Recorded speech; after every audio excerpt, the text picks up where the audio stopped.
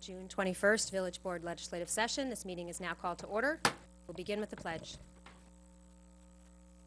I pledge allegiance to the flag of the United States of America, the Republic, one nation, God, justice. Trustee Bazemore, Present. Trustee Codman, Present. Trustee Gazada, Present. Mayor Garrity. Present. We'll begin tonight with mayor's and trustees' announcements. Yeah, unfortunately, I have some difficult opening remarks to make, and Chief Sylvester will follow with more details on the case. There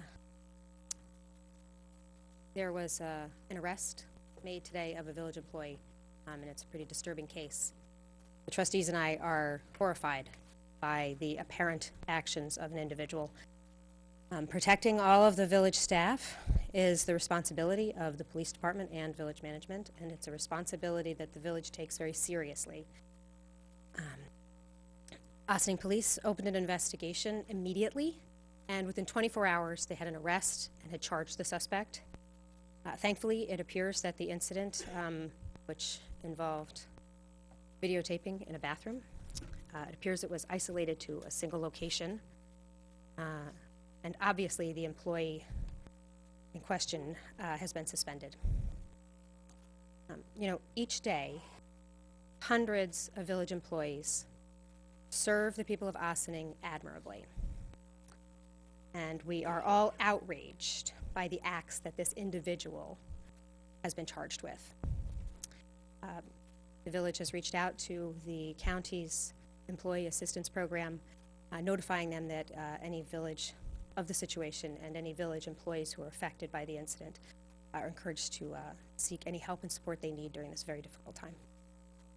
I think we need to shift gears a little bit. If anybody has any lighter topics to let the public know about, any upcoming events, please, Deputy Mayor. We had a really nice jazz festival a few weeks ago, and wanted to thank everybody who came and enjoyed all the great jazz and all the folks that that played. As a follow-up to that, one of the trios that played on Friday evening, the first set was the Corcovado Samba Jazz Trio, and I'm happy to announce tonight that they're going to be playing on Saturday, August 5th at the Elks Lodge. So if you'd like to come back and hear a whole evening of Brazilian jazz music, certainly would love to see you there. It's really beautiful music. It's acoustic guitar, stand-up bass, and light drums, and very inspiring. So save the date, Saturday, August 5th, 7:30 at the Elks Lodge. That's the Corcovado Samba Jazz Trio. Thanks. John, I want to actually thank you and as well as the Ossining Arts Committee for the great work that you did with the first annual Jazz Festival. I had the chance to actually go to the Jazz Festival, and just looking in the audience, as we see a lot of people who used to live in Ossining and currently live in Ossining, there was definitely a wonderful feeling in the room. I definitely want to thank you and your leadership, and definitely many of the people who actually participate on the Arts Council. Since I'm talking now, I also just want to bring people's attention is, I don't know if you've been walking around the village today, you've seen a lot of live music. It's my understanding that Mike Risco has organized different music trios in the village of Ossining as well as in the town. So that was a wonderful highlight today as I was walking down the street in front of First Village Cafe listening to some music. And right now at Hot Society, someone just finished up earlier today. So these are just the things that are happening in the village today that you know, we're definitely becoming a place, a destination location. So I want to definitely thank you. Thank you. Yep. Well, I'm glad that you, thank you. I'm glad that you reminded everybody today's Make Music Day is the day that they call it on the solstice. And it is still going on. I think there's still there's somebody performing down at the Boathouse right now. They've got a whole day of events, and it's really a terrific way to highlight local musicians. We had a couple of folks on the front lawn of Village Hall earlier today during lunch. It was lovely. So thank you to the Riscos for taking the leadership and organizing that. Madam Clerk. We'll move into administrative reports. Interim Village Manager Paul Frioli. Thank you, Anne Marie. I will append some of the mayor's comments regarding the unfortunate incident today in the village by extending my appreciation to a very professional and expeditious response and coordinated effort by the police department. That's appreciated by all the village personnel, rest assured. And in moments like this, if there is any silver lining, it's you really get to see the closeness of a lot of village employees and how they come together in times like this, and I'm sure that's going to be reflected in the days to come. So thank you again to Chief and your staff. On to some business items. Unless I missed it or wasn't paying attention, I don't know if anybody mentioned the July 3rd fireworks in their mention, so I'll mention that on behalf of Superintendent Soy, who is not with us this evening. Again, the July 3rd fireworks on the waterfront, and detailed information is available on the website, I believe, but come to that because it's worth it every year. Resolution G is another appointment, another volunteer appointment, which we love to do. There's still openings, and I encourage everybody to visit the website to explore the openings and volunteer your time to one of the village committees or boards. A lot of exciting things happening, and we do want the public to be part of the excitement. On behalf of Liaison Trustee Codman and Chief Minicchio, I was sent the report by the chief tonight, who could not make it because he's up in my hometown of Yorktown in the Firemen's Parade this evening. June Chief Engineer report. Sorry that he can't attend due to the event that I just mentioned. So that said, there have been 324 calls to date, 65 in the month of May. Thank you to everyone who attended our memorial breakfast on May 28th. They had 12 members participate at the village fair on June 10th. Last night, the Ossining Volunteer Fire Department used the old Leach and Thomas property to conduct training for their department before it was taken down. This Saturday, June 24th, the fire department will be having their inspection at the waterfront at 6:30 p.m. Ossining Volunteer Fire Department will have 2 engines and 10 members standing by for the fireworks event on July 3rd at the waterfront. The fire department will be hosting a fireman's parade on Friday, August 4th in the village of Ossining, and that's kicking off at 7 p.m. Thank you, Chief Minicchio. That said, we have our department heads with us this evening, so I'm not going to steal anybody's thunder, but there's a lot of exciting things, including some very large-scale capital projects, which are always fun, so I'm going to leave that to Superintendent Teese, and some legal action to help the same, which I will leave to our next speaker, Corporation Counsel, Mr. Kahan. Thank you. Thank you, Paul. Good evening, Mayor, members of the board. On tonight's agenda, we have resolutions B, which will be the adoption of local laws, Local Law 417, to amend the code to add Article 4 to Chapter 75, prohibiting the sale of commercially bred dogs and cats, and Local Law 5, which is the amendment to the charter of the Village of Ossining relating to the term of service of the council. Additionally, there is Resolution F, which relates to authorizing the interim village manager to take steps as necessary to submit a state and municipal, or SAM, facilities program grant on behalf of the Sing Sing Prison Museum. When we get to discussion of that particular resolution, I'll also go into the board my meeting on Monday, representatives from the Department of Corrections Services and other state agencies that was up in Albany relating to the grant process and the advances with regard to the museum.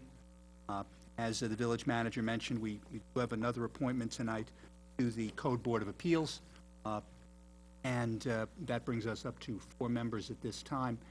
There are other committees that certainly need members, and we continue to ask the public to click on the box on our website to indicate their interest, so that they can certainly get involved with that. Otherwise, we have been continuing in the law department, working closely with the building department in terms of reviewing OTRs, rolling out the code enforcement program on the recent changes to our code.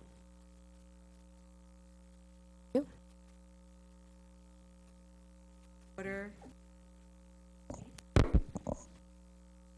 Sorry, I'm so sorry. I apologize. Police Chief Kevin Sylvester. I'm still here. All right, so difficult day for the police department today. I just wanted to make a few comments about what went on factually to inform the rest of the board who I haven't had the opportunity to interact with on the same level as the mayor and deputy mayor today. We did have an incident this yesterday where an employee at 16 Croton Avenue made us aware that a what was intended to be a hidden camera was located in a bathroom there. We did immediately begin an investigation. Very proud of the work of Lieutenant Giorgio and his detectives to close this one out in a little less than 24 hours. Not an easy case to handle, obviously very difficult when you're dealing with people that are coworkers and in some cases family.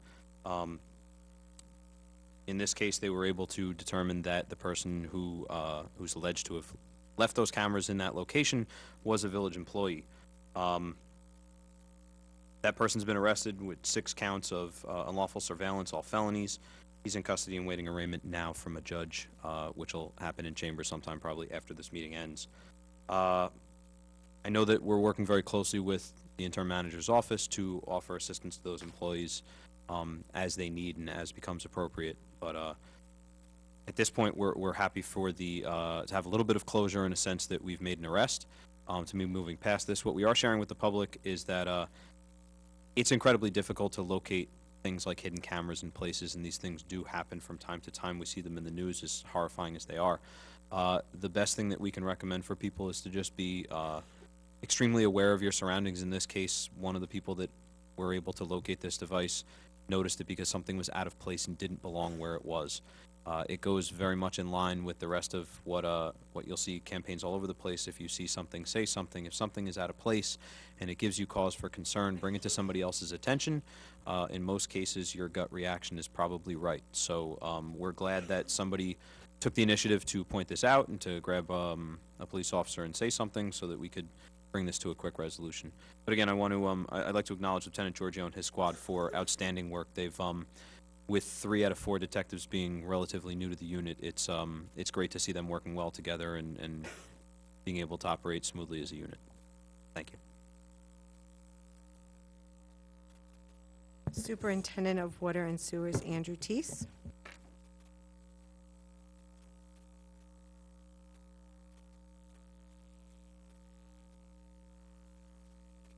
Good evening. Evening. Moving ahead with our reservoir in the Indian Brook Dam. The reservoir is presently at 70% capacity, and last month we were at 5% capacity. We're still currently purchasing 100% of our water, except for the other night, the rainstorm, it did increase our reservoir 3 inches. Last month we purchased 100% of our water from New York City. Legacy Valve Company is completing all the punch list items on the dam rehabilitation project. The DEC gave us authorization to fill the reservoir 3 weeks ago. It'll take approximately another 40 days from this point to be totally full. We're mandated by the DEC to only allow it to fill 3 inches a day at this point, based on it's a safety factor. So it's a slow process, but it's working. We have our 10th design meeting scheduled for tomorrow for the new water filtration plant. The design documents are at 30% complete. Once they're 50%, then they'll be submitted to the health department. The last few weeks, we've been installing new isolation valves at 9A and the 134 intersection for our Lakeville water system. This modification will give us the ability to feed water in 2 directions during the future construction of the 9A Stormytown water main transmission main next year. If everybody remembers the boil notice that we issued 2 years ago, where 7,000 residents were told to boil their water, if this infrastructure were in place, we could have redirected the water, not had the pressure loss, avoiding the boil notice. So it's definitely moved us into the right direction. It was a serious weak link of the system, the distribution system. The Gordon Avenue water main project design was submitted to the health department last week. Once they approve the design, we'll advertise and go out to bid. Lastly, I want to thank Corporation Counsel, the manager's office, Tom and Dale from Finance, with all their help yesterday, actually, to organize the necessary paperwork for the EFC water grants that we applied for. Hazen and Sawyer, along with Charles Manganaro Engineering, coordinated the necessary submittals, which we're applying to the state. Basically, we're applying for 2 grants for Gordon Avenue and that transmission main that I talked about. And it's well worth applying for. So hopefully we get it. Oh, and also Sherman Avenue was paved today. Looks So great. that looks great. Thanks. Thank you. Treasurer Thomas Warren.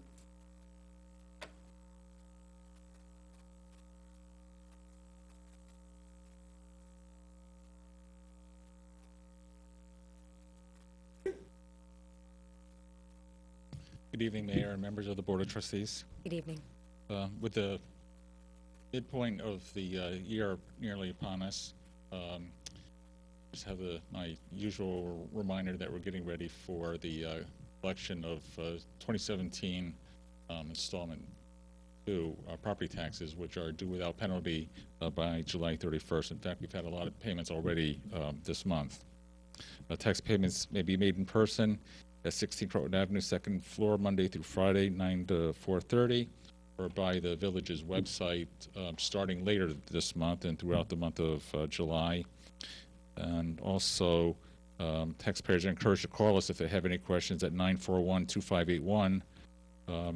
Sometimes, especially if there's delinquent taxes or prior year tax liens, taxes need to be paid generally in reverse chronological order.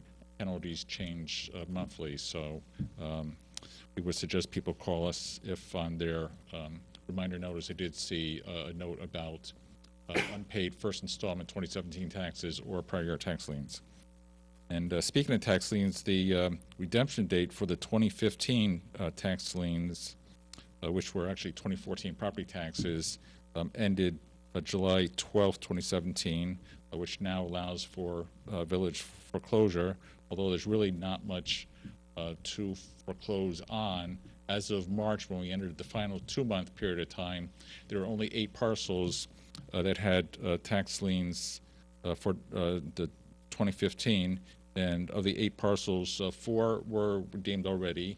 3 parcels are actually going to auction probably in July in conjunction with the town, and 1 parcel owner is working to try to come back to the board with a resolution to allow them to redeem their taxes. So we've had overall a successful resolution of the 2015 tax liens. I want to thank my Deputy Treasurer Dale Ferreira for all the work that she does, trying to coordinate every year the unpaid taxes and taking them, preparing the list to have the tax liens filed and seeing them through the 2-year process and trying to collect them, near the end of the 2-year process before that expiration date for redemption comes upon us. And last month, Village Corporation Council had filed paperwork with the county clerk to start the 2-year redemption period on the 2017 tax liens, which were last year 2016 property taxes. This year there were 43 parcels included in the list, which is down from 52 parcels filed a year ago. And good news about some of the major revenues. Sales tax distribution for the first quarter 2017 is generally average for what it's been the past several years. The amount received $910,844, which was an increase of 2.63% from the first quarter in 2016.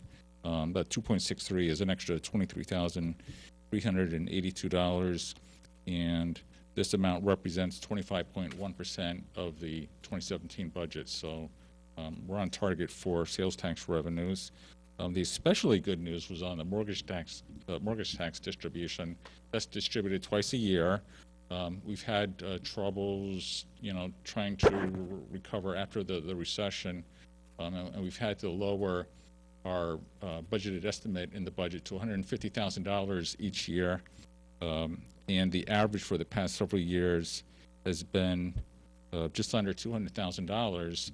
The good news is that the distribution that we just received was $213,824, which, you know, is more than the $150,000 that was estimated in the budget, and is actually $100,000 more than the amount we received for the first half of 2016. So good news on that. And finally, I just wanted to make mention of the resolutions in the agenda tonight for the capital projects, budget amendments for the Gordon Avenue and River Parkway capital projects, as well as the Route 9A capital project. Normally, although we had allocated fund balance for the upfront engineering costs by resolution on March 1st, I believe that was, yes, oftentimes we'll offer a bond resolution to the village board to adopt for the actual construction costs. However, due to the very short period of time, in order to have this resolution adopted as part of the grant application process, we didn't have time to go to our bond counsel and ask them to prepare the bond resolutions. Based on the estimate of the project, we felt that we could afford it from fund balance. Each project was, you know, somewhere around $1 million for the construction costs, and the ending fund balance at the end of the 2016 fiscal year in the water fund was $5.35 million for the unexpended available portion. So it seemed best to utilize this money, even though we were hoping to use it for the filtration plant. And if by chance the grants aren't approved, and the grants would actually help pay back some of the money that would be appropriated from fund balance, since it would be coming back into the water fund. So if by chance the grants aren't approved, we will consider coming back to the board with a bond resolution to finance a project with a bond instead of using the fund balance. But for now, the recommendation is to use fund balance. I'm glad you got to the end of that story. I was getting very nervous during the middle of it. Could you just remind us the grant application would offset what portion of the full expense? I was advised that the one grant I thought was would cover 40% of the project. So I that's think how we it's- go from the just over 1 million to just under 900,000? I think it's 60, Tom. One was 60. I thought each of the two grants had different percentages, but I know that one was 60. And I thought I brought the email with me that talked about what that percentage was, but I'm sorry, I just don't see it here. Okay. So this is two projects, both just over $1 million. So we average 40 to 60%, so like half of it, like $1 million, might be covered roughly by grants if they both come through. That's correct, yes. And then the other $1 million at this point would be taken directly from fund balance. Correct. Right now, the plan is to appropriate the entire amount from fund balance, and then if the grants is awarded, then certainly we'd have to use less than that portion from fund balance. But part of the grant application was to provide the means of financing for the project without anticipating what the grant was. And it may be worth reiterating the water fund balance. I know, it's still money that we're going to use for understand. water fund projects. I understand, but it's an important distinction, I think. It is an important distinction. Everybody realizes, I hope, that that's from their water bills that goes into the water fund, not from their property taxes. But thank you, Tom. Thank you. Director of Planning and Development, Lynn Brooks Abney.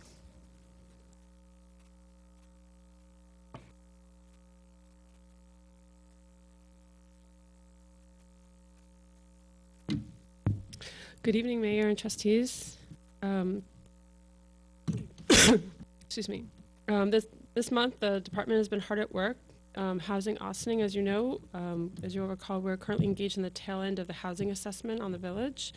We commenced the process on March 6th with 2 public listening sessions and several targeted focus groups, including community groups, real estate brokers, developers, bankers, and lenders. On March 22nd, the consultant presented to this board its draft findings at a work session. After some initial review and analysis of the data and responses from stakeholders and the roundtable discussions, resident comments, we added an additional meeting to the schedule on Sunday, April 23rd. Last week, as you guys will remember, Kevin Dworka and his associate Robert Joseph presented to this board again. The presentation, the slides, and the housing survey are currently posted on our website, and the village is soliciting public input. That window for public input will close on June 28th. That's next Tuesday. It's really important for people to offer their comments because it will help provide a more complete picture of what recommendations and strategies have the potential for success in the village. On another note, we've been working on the CDBG grant with IFCA. On April of this year, we had a public opening of the bids. All the bids we received were actually too high, and were actually higher than the grant award. And the project architect worked diligently with all the bidders to see if they were willing to lower their numbers. We were successful, and it looks like we're going to look forward to a potential groundbreaking ceremony early in July. With respect to the IMA with the town of Austining and Newcastle, the Greenway grant, as you may recall, the goal of this grant was to plan a cohesive network of trails and commercial centers along bike lanes in the Austining area, which included both the town, the village, and the Newcastle area. This project is all about connections, connecting the downtown Austining train station and downtown business districts in Austining with the business districts on North State Road and those business districts in the hamlet of Millwood. Connections to local area open spaces, including T-Town, Gedney Park, the Old Croton Aqueduct Trail, and the North County Trailway, as well as tourist destinations such as the Sing Sing Museum and the Bethany Arts Center. And we're hopeful that these trails will help bolster economic development and tourism in the area. The group has met multiple times over the past several months to review possible bike routes on existing roadways. On June 1st, the group toured several potential routes via bus, courtesy of the Recreation Department. Thank you very much, Chris.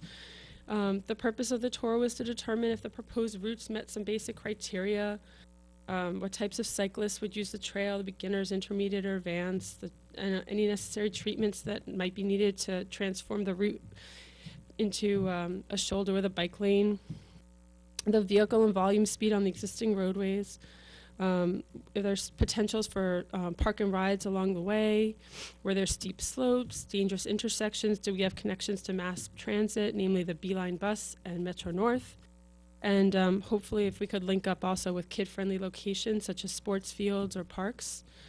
We're aiming to have public information sessions early in fall 2017 to engage additional stakeholders in the public. And Westchester County Department of Planning is currently providing their GIS expertise. After our tour, we're back to the drawing board, tweaking and fine-tuning some of the proposed routes because we identified some challenges and we're currently brainstorming potential solutions. As some of you may be aware, on Friday, June 16th, village planning staff, as well as 2 trustees, participated in the pre-application meeting for the proposed pier extension for the dock grant. We heard from New York State DEC and the Army Corps. They were there to provide their respective views and offer guidance in the process. As you may recall, this was a $100,000 grant that was awarded to Hudson Valley Arts and Sciences in 2016, and the goal is to design and permit a pier extension that can accommodate a multitude of uses. Just for general information, our next planning board meeting is on Tuesday, June 27th. Our next HPC meeting is on Monday, July 10th. And our next ZBA meeting will be on Tuesday, July 11th. Thank you. Thank you very much, and I'm glad that you reminded everybody about the housing survey. And we spent a lot of time talking about it at our last work session, and there's been a lot of public in-person meetings. The links have also been pushed out by email on the website. They've been put out by social media, but we do please encourage everyone who has a connection to our community. You live here, you work here, and it's on the village website. If you scroll down, right down the center of the website, and there'll be a link. It says Housing Survey English, Housing Survey Spanish, and as Lynn referenced, that's available until near the end of this month, I believe, June 28th. But as soon as your information comes in, the sooner the better, and that gives time for Kevin Dworka and his associates to be able to really take that information in and be be able to reflect it back to all of us on the board as we're preparing for, to give him some feedback before the final report. So we encourage you to please go to villageofossining.org and respond to that survey and give us your feedback. There's 12 policies are there. Also on the website, somewhere you can find the slides that he actually presented. And on our YouTube channel is the video Okay. Okay. And the YouTube, on our YouTube channel is the presentation and conversation that we had with Kevin Dworka at last week's work session for anybody who really wants to, and it's really valuable to hear what the information is that you'll then be weighing in on. So thank you very much, Lynn, for leading that effort. It's a very important piece of our very thoughtful, comprehensive approach to addressing our housing goals. Building Inspector Joseph Agustinelli.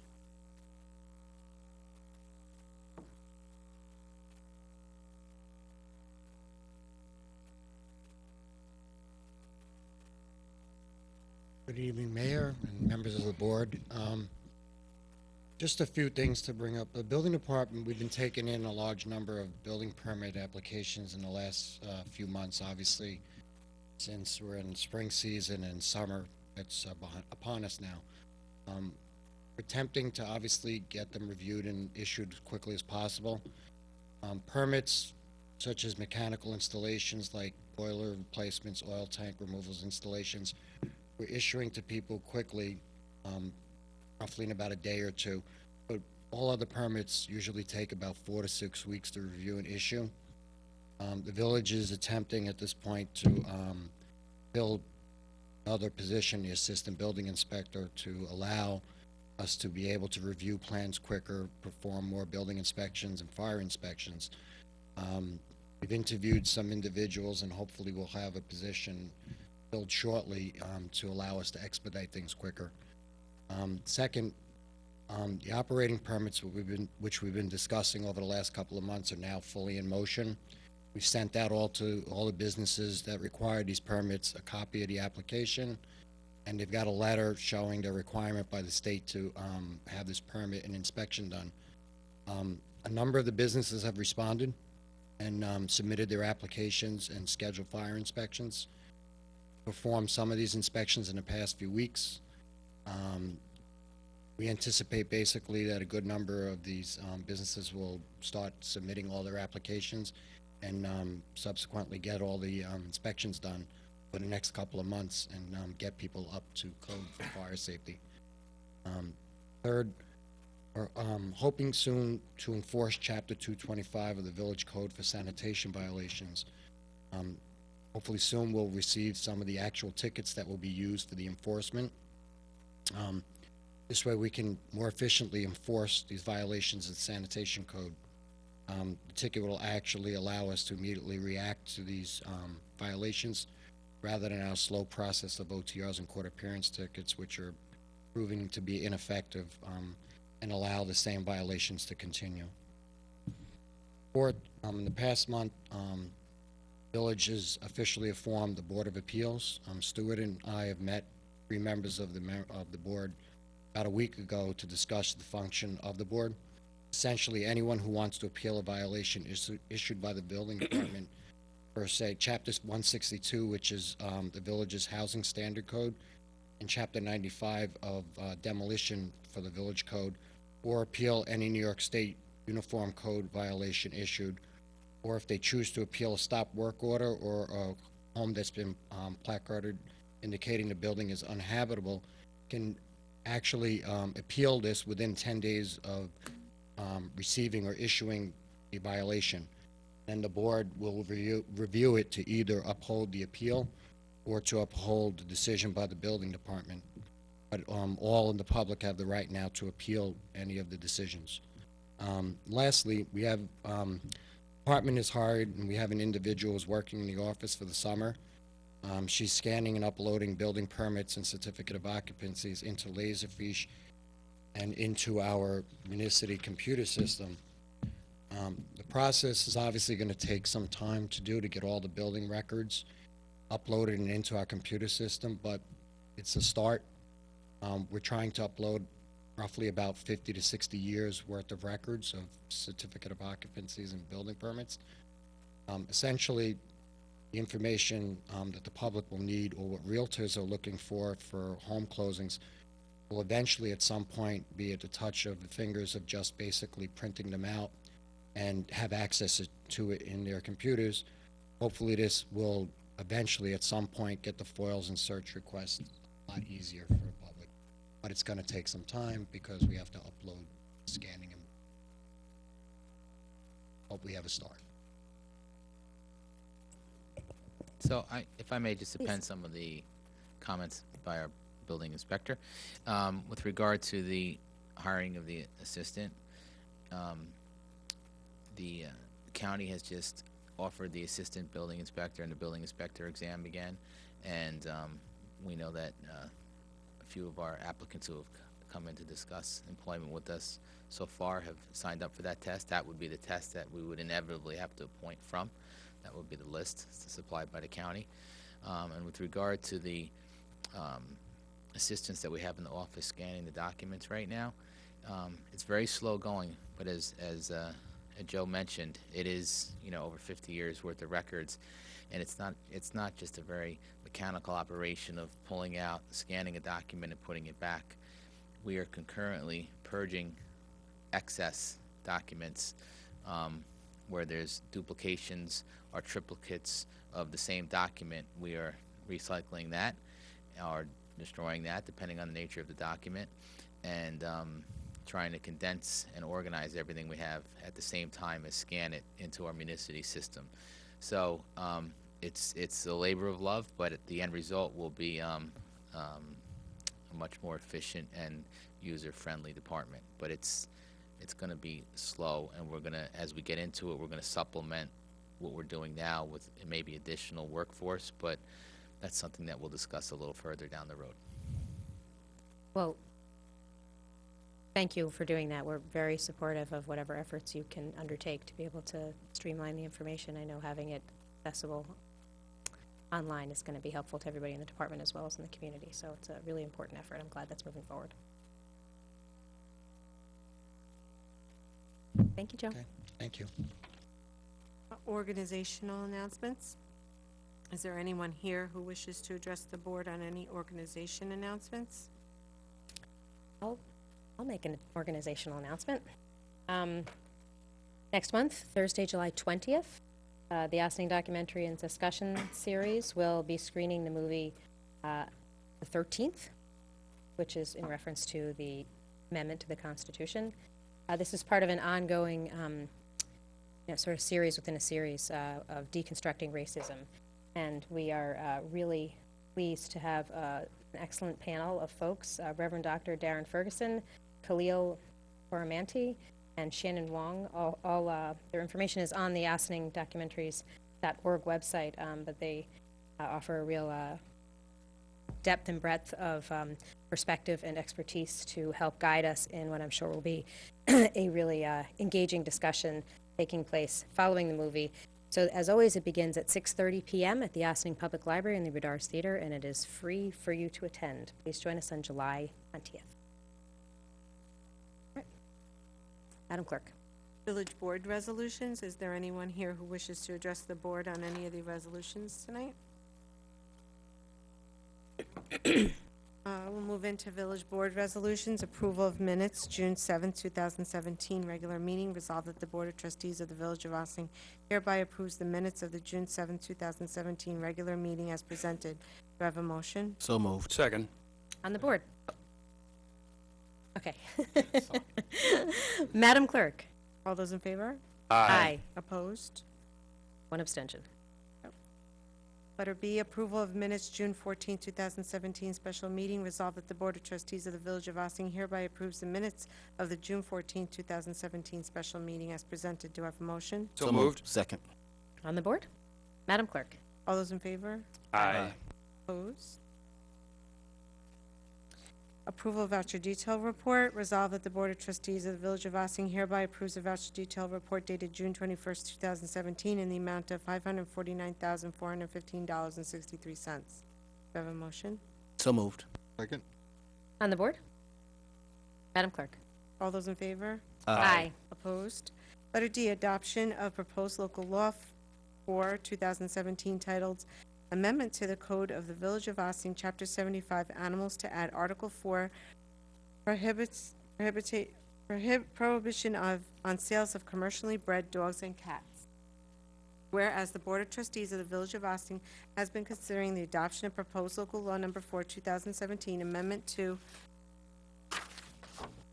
the Code of the Village of Ossining, Chapter 75, Animals, to add Article 4, prohibition on sales commercially bred dogs and cats. And whereas the accordance with the New York State law and the Code of the Village of Ossining, and having provided all requisite notice, the Board of Trustees conducted a public hearing on June 7, 2017, at 7:30 p.m. at the Birdsall Fagan Police Court Facility, 8688 Spring Street, Ossining, New York, during which time the public had an opportunity to be heard regarding the proposed local law. And whereas at the conclusion of the public hearing was closed.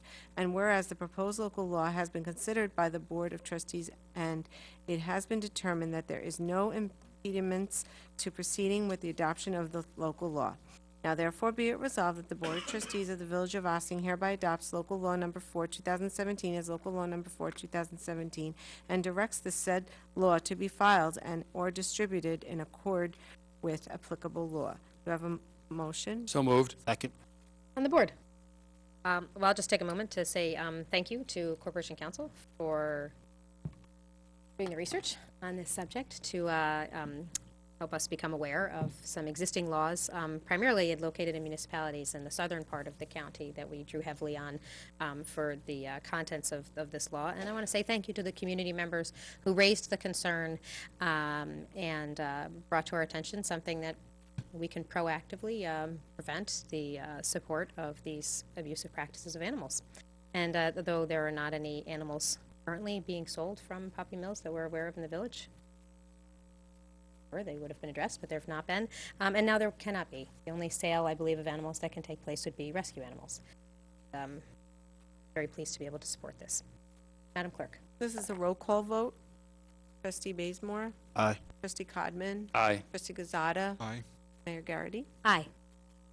Letter E, adoption of proposed local law number 5, titled Amendment to the Charter of the Village of Ossining, Article 2, Section C2-8, whereas the Board of Trustees of the Village of Ossining has been considering the adoption of proposed local law number 5, 2017, titled Amendment to Charter of the Village of Ossining, Article 2, Section C2-8, and whereas in accordance with New York State law and the Code of the Village of Ossining, and having provided all requisite notice, the Board of Trustees conducted a public hearing on June 7, 2017, at 7:30 p.m.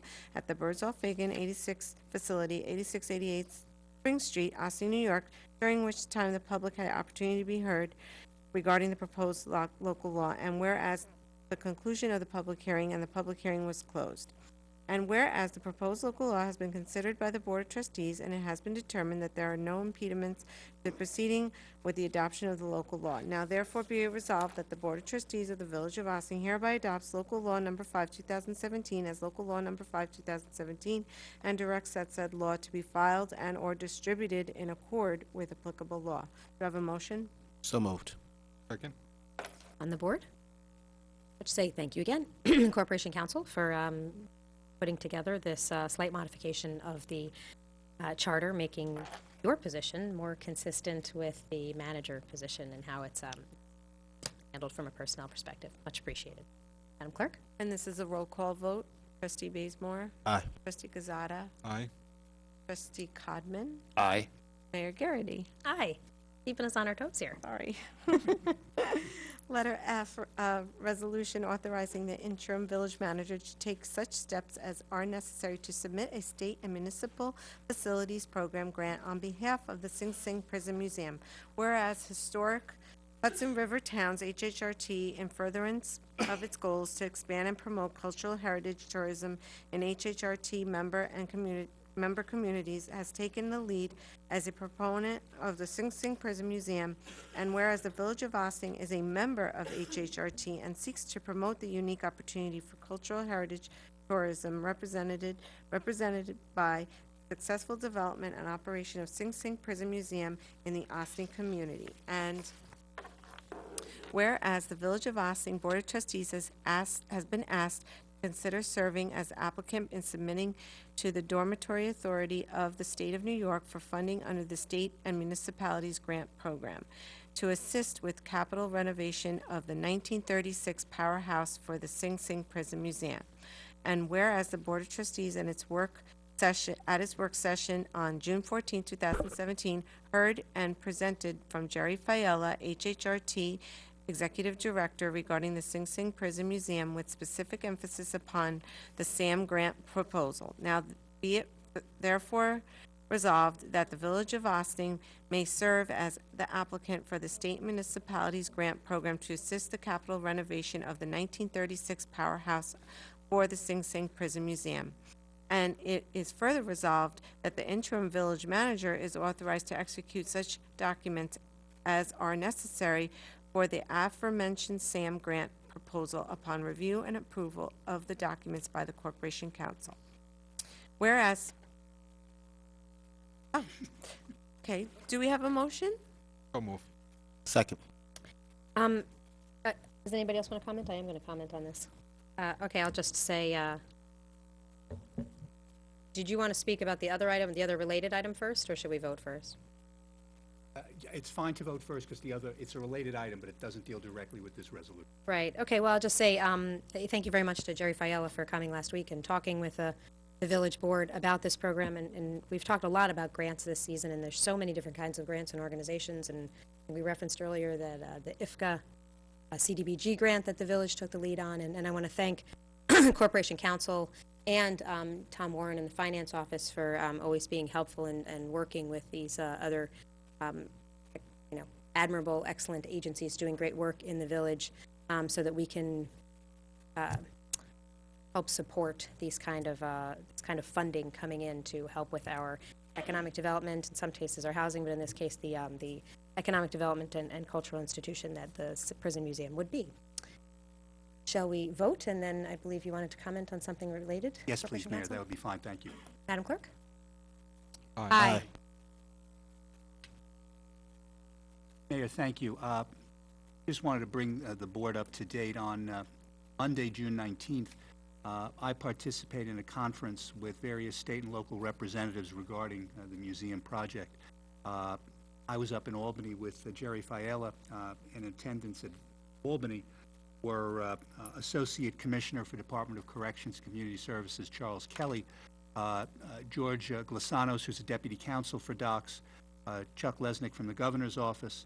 On the phone were Assemblywoman Galiff, Jennifer Tawil from Assemblywoman's Office, Dylan Mayoshi from the Governor's Office for the Mid-Hudson region, Sarah Richards and Caroline Griffin from Dormitory Authority, Megan Taylor from Empire State Development, Dana Levenberg from the town of Ossining, Kim Jeffrey from Senator Carlucci's office, as well as a representative from the New York State Finance Committee.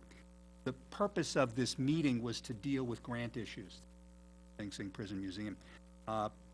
HHRT had previously applied for two grants through DASNY, one for $100,000 from Senator Carlucci, one for $1 million that was to come through Assemblywoman Galiff's office.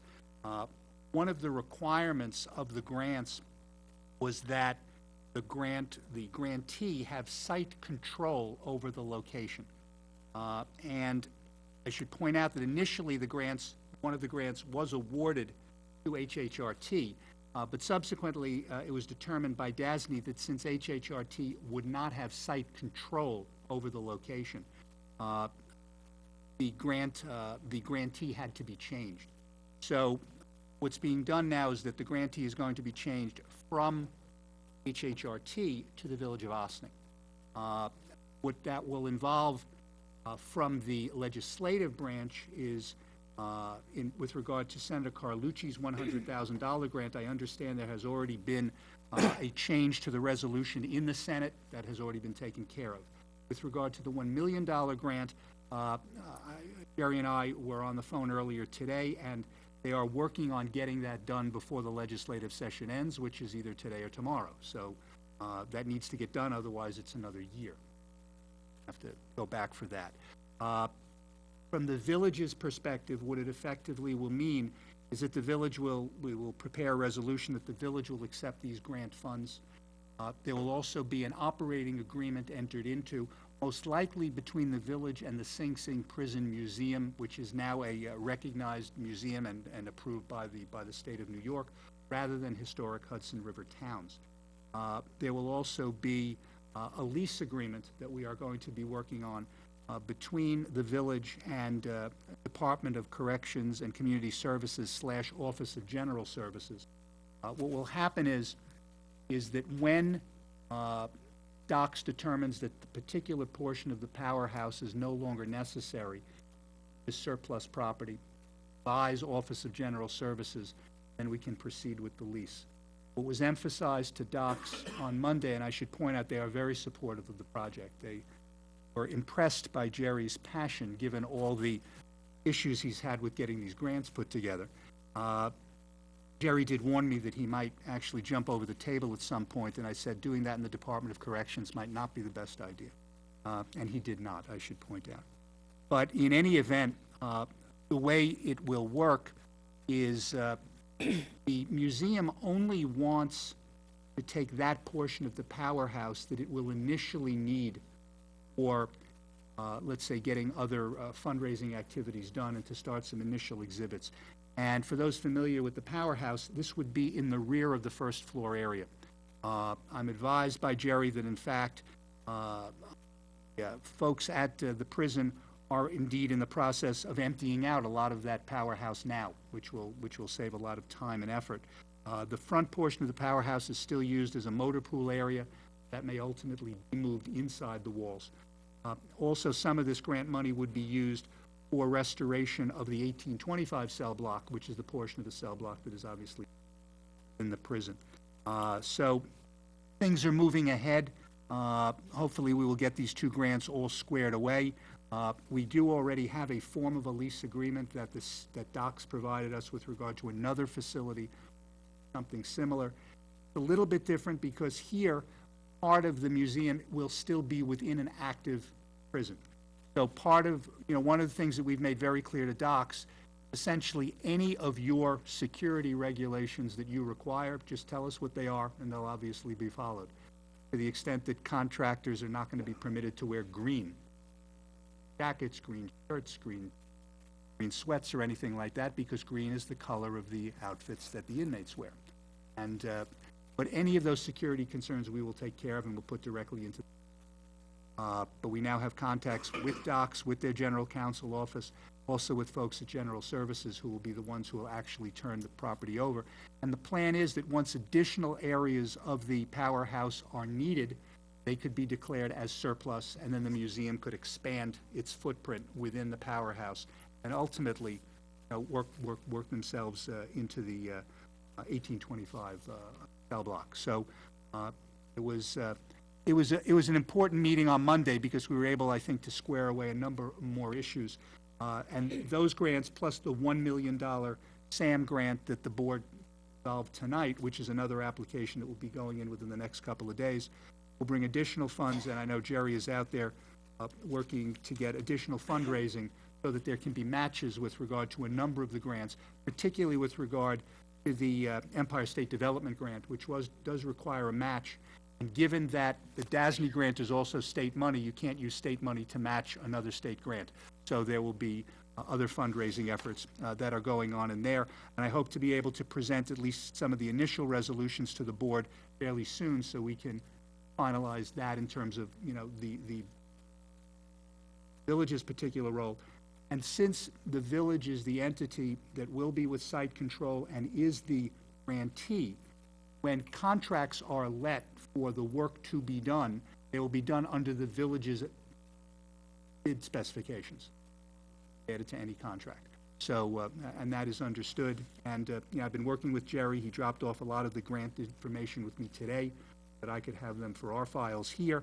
And as I said, he's continuing to follow, particularly with Assemblywoman Galiff's office, to see that the grantee information on the resolution is changed before the end of the legislative session, so that money can come through as well. Anybody have any questions or comments for Stuart? I just want to say thank you. Yes, thank you. Oh, go ahead, please. Yeah, I was just going to say, getting all those people into the room and then everybody being on the same page is, the Dormitory Authority is a special group. And I'm glad we could get all the consensus. And it was great that all our electeds were on the phone, or their representatives were there as well. I think that obviously that their presence there was very important. That's accountability to elected officials is something that is important.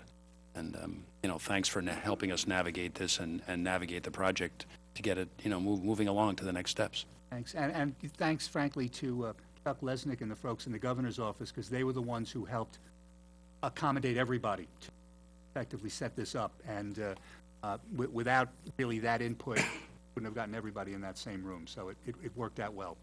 We're moving ahead. Yes, I'm very pleased you were even able to make the trip up to Albany, raising your hand. And I'm glad that you acknowledged that DOCS is very supportive, which is the Department of Corrections, for anybody who's not familiar with that acronym.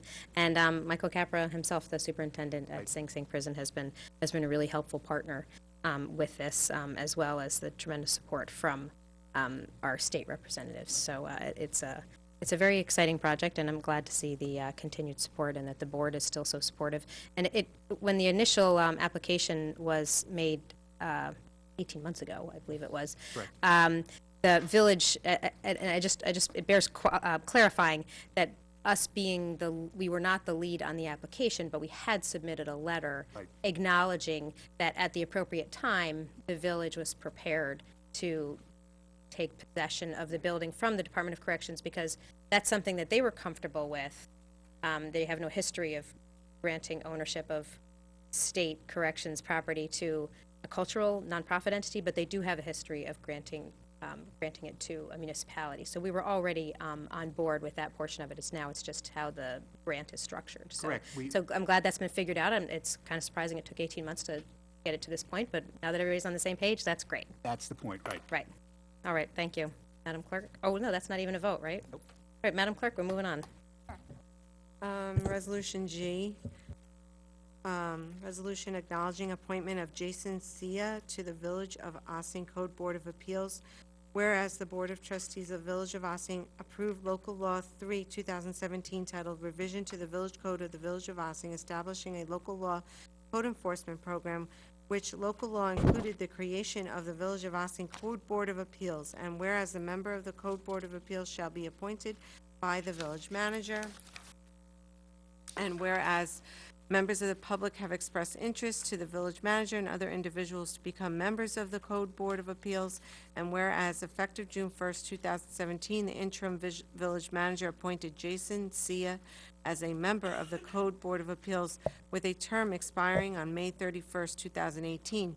Now be it resolved that the Board of Trustees of the Village of Ossing recognizes the appointments of Jason Sia as a member of the Code Board of Appeals with a term expiring on May 31st, 2018. Do I have a motion? So moved. Second. On the board. I'll just say that Interim Manager Fraioli, I appreciate you putting this resolution on to really formalize it and highlight the fact that you've made this appointment. As it states, it is a manager appointment. We're really just voting here as an acknowledgement of the decision that was made. And I'm also very pleased that this Code Board of Appeals, which was very recently established, is now up to 4 out of the 5 potential members. And that does mean that there's still an opportunity for one more person to apply. And if more people apply, then one will be selected, and maybe there'll be another position that anybody who expresses interest in one of the boards is may want to be considered for. So please check that out on our village website for if you're interested in the Code Board of Appeals or any of the other number of boards and committees that we have. Madam Clerk? Sure. Resolution 8. Oh, Oh, we do need I have to a vote. motion? I think we All those in favor? Aye. Opposed? Sorry. No, it's okay. I always get. Okay, letter H, a resolution to hire John T. Pierpont per disciplinary matter. Resolved that the Board of Trustees of the Village of Ossing hereby authorizes the interim village manager to hire John T. Pierpont, 1006 Prospect Avenue, Pelham Manor, New York, 10803, to act as a hearing officer in a disciplinary matter involving the Village of Ossing and employee number 027006. Do I have a motion? So moved. Second. On the board? Madam Clerk? All those in favor? Aye. Opposed? Letter I, Finance Budget Modification, Gordon Avenue and River Parkway Water Main Replacement Capital Project. Whereas by resolution adopted by the Board of Trustees on March 1st, 2017, the board authorized the use of accumulated surplus fund balance in the amount of $212,700 for field surveys and engineering construction management services for a proposed capital project for replacement of portions of water mains on Gordon Avenue and River Parkway. And whereas the village's consulting engineers have estimated the cost of construction plus contingency in the amount of $1,334,949.15 for such proposed construction and said project to be let subject to competitive bidding statuses under New York State statutes. And whereas the estimated cost of construction includes $192,700 for engineering costs, design, bidding, permitting, office, and field. And whereas in order to meet a grant deadline for the New York State Infrastructure Improvement Act and/or New York State Intermunicipal Water Infrastructure Grant Program, Village Management recommends the use of accumulated surplus fund balance in the water fund for said estimated construction cost of $1,334,949.15. Now therefore be it resolved, the adopted budget of the water fund in 2017 is modified to appropriate accumulated surplus fund balance for the estimated construction cost of $1,245,980 for replacement of portions of water mains on Gordon Avenue and River Parkway as follows. Do I have a motion? So moved. Second. On the board? Madam Clerk? All those in favor? Aye. Opposed?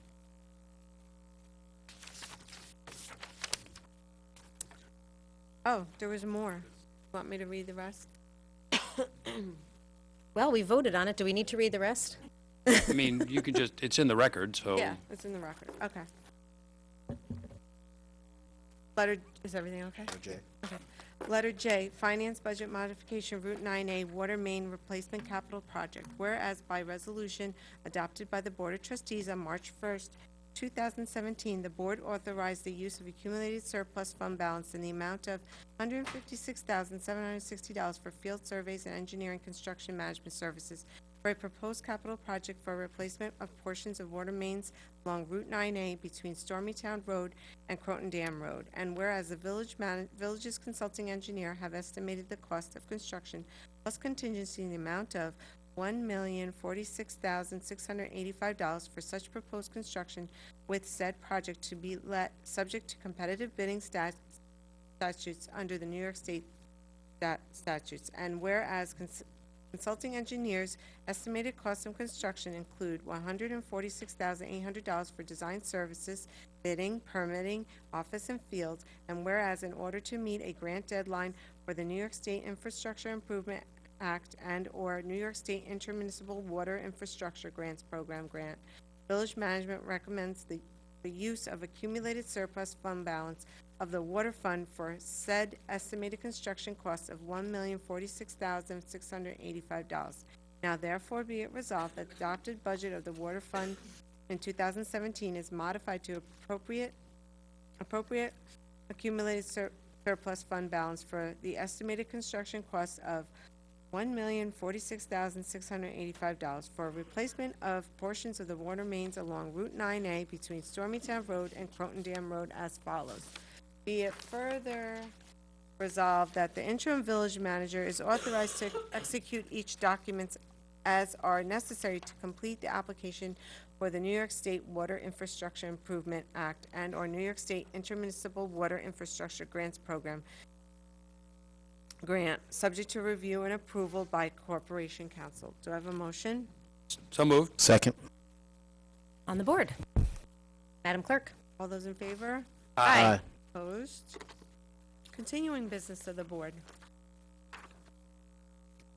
Do we have anything? Nope. All right. New business of That's the nice. board? No, we can move forward. Oh, okay. Madam Clerk, all set. Unless Corporation Council had something to comment on? Not for new business, no. Okay. Okay. Visitor recognition. Is there anyone here who wishes to address the board? Believe there may be. Looks like there's some folks here with us and some folks getting up. Apologize. Oh, May I go back for 1 second before Mr. Parrish? I apologize. okay. Did have one bit of, and late, have a cabaret license Oh, application of a resolution. Anne Marie can read.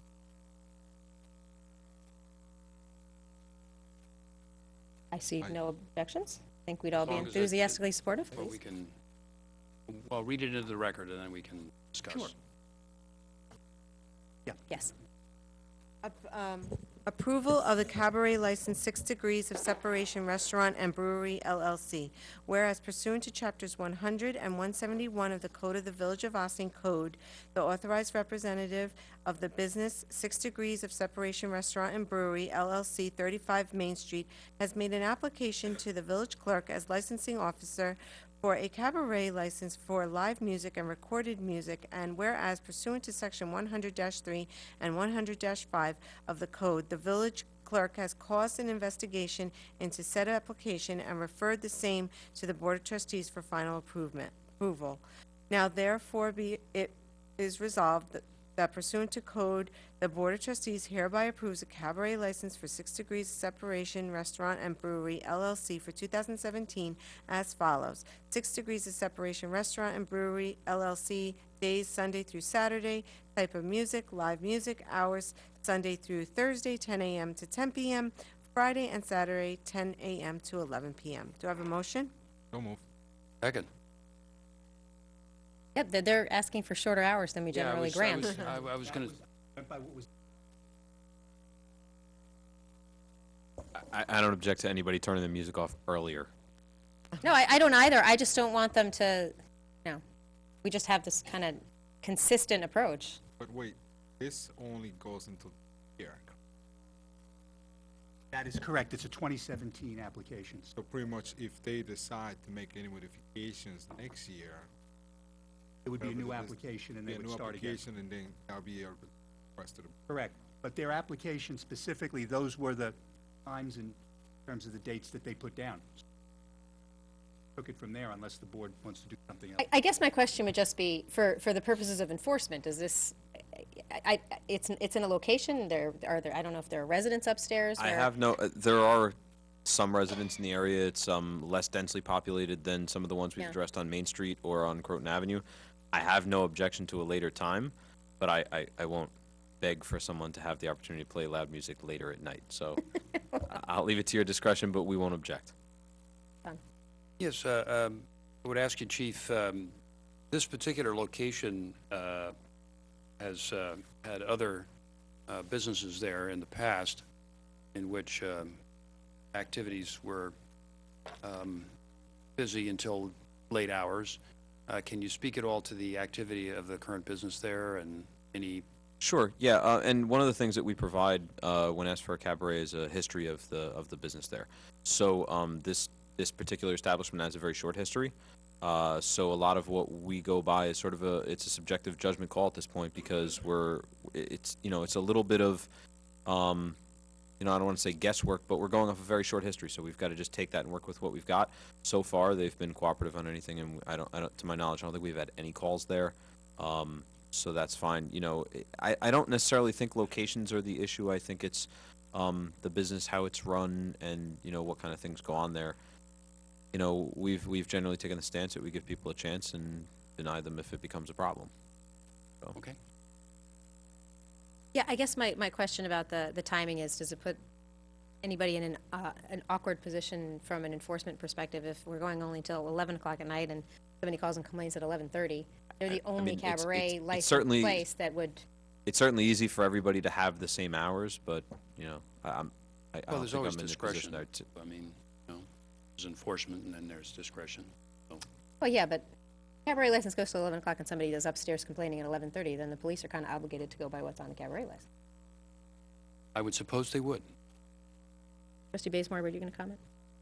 What, do we want to just keep it standard hours? I mean, Yeah, I don't know why we wouldn't permit them to have the same I think we hours. should. I mean, they don't have to They don't stay have to. open. They They don't can have to choose stay to open till close 2 down. if they don't want to. They never actually ever have to have a cabaret, and they could do it for 8 to 9 if they wanted, but Well, yeah, I'm just I think we should just Could make make it it a standard, consistent, standard with hours. all the others. We're just gonna tell them you have to stay until 1 o'clock in the we morning. want late night parties. No, that's not what we're suggesting. Merry Christmas. So I mean, I can see an argument either way. Just give them what they asked for, that's fine. Or let's just be consistent because we've kind of been making it, usually we're curtailing people to our standard. This would be kind of weird to expand the flexibility for their cabaret operation So then, longer. Mayor, so then, and I understand what the board and the members are saying, we can then just do Sunday through, so then it would simply be Saturday through Thursday, 10 a.m. until 2 a.m. Yes. That's basically what it would be. If they choose to close earlier. Right, or shut off the music earlier, That's whatever, exactly yeah. right, whatever they want to do. So we So can, I would move to amend the permit for the extended hours. what we'll do then is, we'll amend the resolution to reflect that the hours for the cabaret will be Sunday through Saturday, 10 a.m. until 2 p.m., till 2 a.m., What was the start time? 10 a.m. Is that typical? No, but my understanding is the plan is that he might have just or lunch or whatever, so he wanted to have the music at that point. So the statute does not have a start time, Right. it has an end time. So, as long as it's not between, I guess, 3 a.m. and noon, there's something, whatever, 2:59 and 11:59, I think is what it is. But now we're looking I at don't 10 a.m. recall, the bulk of our complaints obviously tend to be the late night stuff. The during the day things, most business owners are pretty reasonable that if it's loud enough to disturb the neighbors, they just sort of work together. It's just funny because we're going out of our way to be consistent, but on the end time and expanding it, but they're actually asking for an earlier start time. I guess I'm comfortable with seeing how it goes. I have a sense of, from your description, I don't think it'll be really loud music during a lunch crowd, so it's not likely to be a problem. It'd be kind of interesting to see over the next 6 months how it pans out, and if it's a bad idea, then we'll change it. There's no reason we can't do it before 12 p.m. You were just referring to. You know what, I don't have, fortunately, this is the one night I did not bring my code with me. I would have to double check. There is some provision as to the hours that it cannot be, and I will double check that. Agreement, though, that we would go until, because if we go to 2 a.m., I will just check the code. If it has a start time which is later than here, we can start it at the earliest possible time. Excellent. 10 o'clock is acceptable under the code. It'll go 10 a.m. to 2 a.m. Otherwise, it'll go from the time according to our code until 2. That sounds great. If we can incorporate that into whatever you just read into the record and we're voting on it, then I'm supportive of that. Okay. So So are we voting? Well, we have to move to change the resolution to the later time, correct? We have to certainly move to change the resolution to the later time for the cutoff, Right. and we may have to change the start time. I just have to review the code to make sure. Have to do that. We'd have to make a resolution to change the concluding time from 10 p.m. and 11 p.m. till 2 a.m. So can we, We could do that now. You can make a motion. And that the time okay, does not have it, we'll do it at 10 a.m. So with a caveat. can you Yes.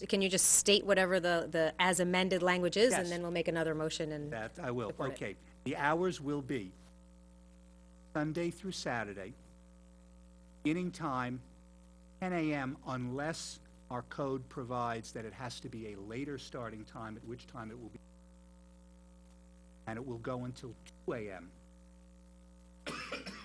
So moved. Second? On the board. Madam Clerk? Aye.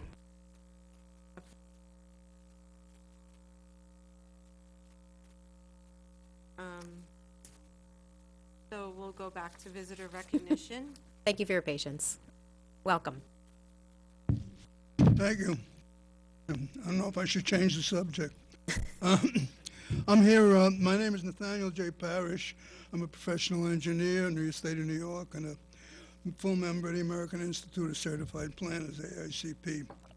I'm here as a consultant to Mr. Jeff Smith and Mrs. Jeff Smith and some of the Beach Road neighbors with respect to the Ossining River Associates proposed zoning amendment. Now, I have submitted a memo by email, which I assume the attorney has distributed to you, and I also will, at the end of my comments, distribute a hard copy. And I'm sure the board's going to carefully review that, but I'm going to try to briefly summarize that within the as close as possible to the time limits. And I should note that my comments supplement Attorney Clifford Davis's May 24th letter to you. Now, I think briefly, the board should absolutely reject this petition because it proposes an overlay zone that should be immediately and soundly dismissed for a whole number of basic reasons. First of all, there's absolutely no planning reason to justify changing this zoning in an area to allow more density, more height, more bulk. There's absolutely no sound planning reason that's in the record to that, and none that I could possibly conceive. Now, the petition, in a bold way, says, well, wait a second. We ask you to approve this, but if you approve it, we're going to build you a firehouse in return. And if they showed up with a check and said, hey, we're going to give you a check to change the zoning, it would be no difference. It happens to be a firehouse, but it could have been a check. And it's zoning for sale. It's not, it's grossly impermissible. And I can't believe that it should be seriously considered as a fact.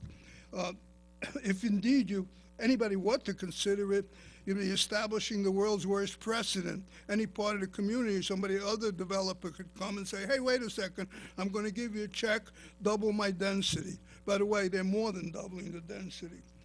So I think for that reason alone, it should be, you can't continue to look at it.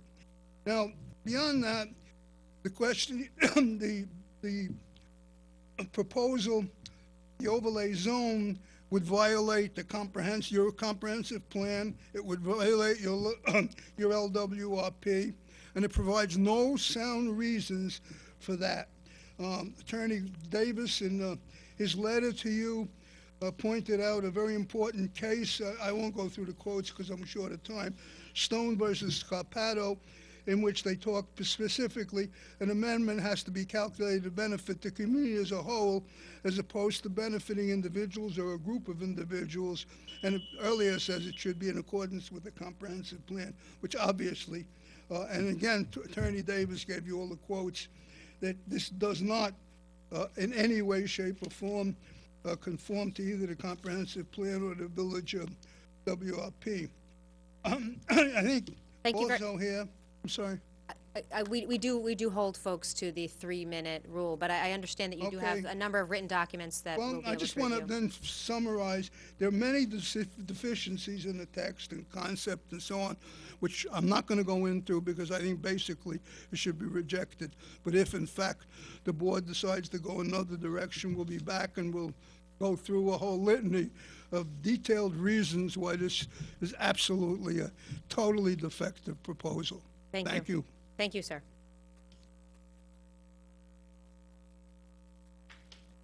Please, Jeff, join us. Hi, I'm Jeff Smith. I support everything that the lawyer has written to you. It's important to look at the fact that there's been a lot of misrepresentation about the size of the lot.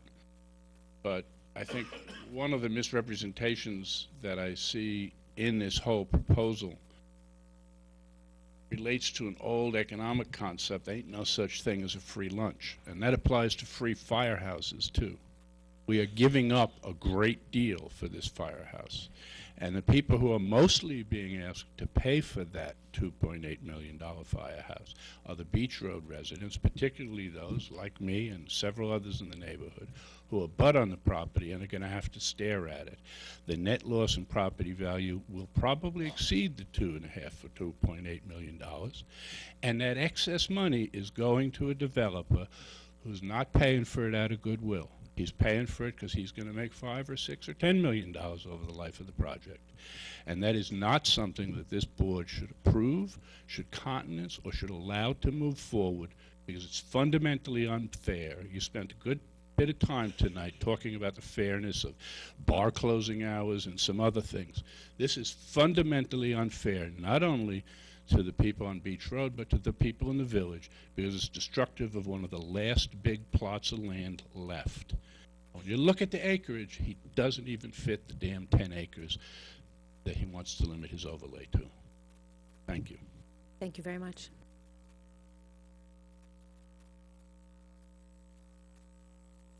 Would others like to comment?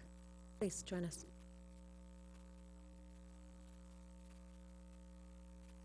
Hi, my name is Kathy Deskamp, and I'm also a resident of Beach Road, but I'm also the National Director for a child obesity prevention program called the Coordinated Approach to Child Health.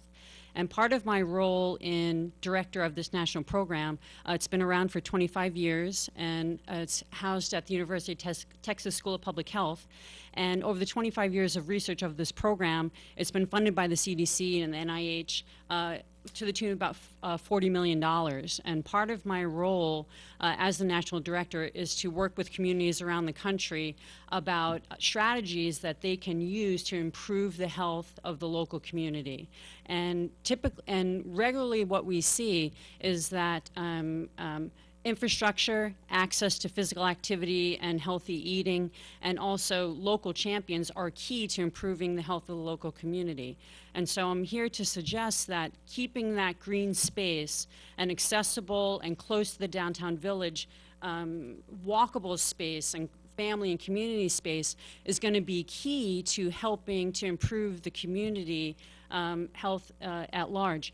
I have regular presentations and meetings with the National Recreation and Parks Association, the Council of Mayors, the New York State Park and Recreation Association. I have regular meetings with the New York State Department of Health and Community and Family Department. And I'm here to suggest that there is funding available for the Village of Ossining that will benefit the entire community, for the health of the community, that will far exceed the value of this firehouse, keeping that green space, the green space that it is. And I'm certainly willing and happy to assist. And your grant writers, I understand that I came to a couple of other meetings that you're very keen on applying for grants, both state and federal. I came to the paving demonstration, so happy that Snowden's getting paved, but I'm here to suggest that there's benefits to the community, savings for healthcare costs. The diabetes rate for African Americans and Hispanic Americans is twice the normal rate of the obesity statistics. So keeping it green is the way to increase, and with a coordinated effort with the departments of health and the local hospitals. And I'm here to assist if you'd like, but I'd like to suggest keeping it green and benefiting the entire community, not those that can have access to this housing development. Thanks. Thank you.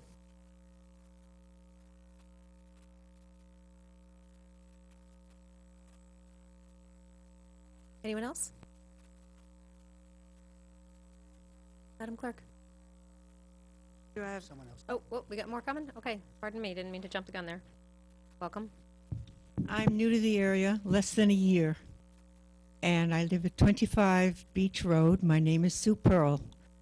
I came to this community from Queens, New York, and bought a house because it was green and it abutted this land that is now being threatened. I am flabbergasted. I'm almost thinking perhaps you should consider crowdsourcing so that you could find ways to fund this firehouse and make it accommodate to your needs, your safety needs. It reeks, it just makes me suspicious, maybe because I'm a New Yorker, but nevertheless, it just doesn't sound right. Anyone else?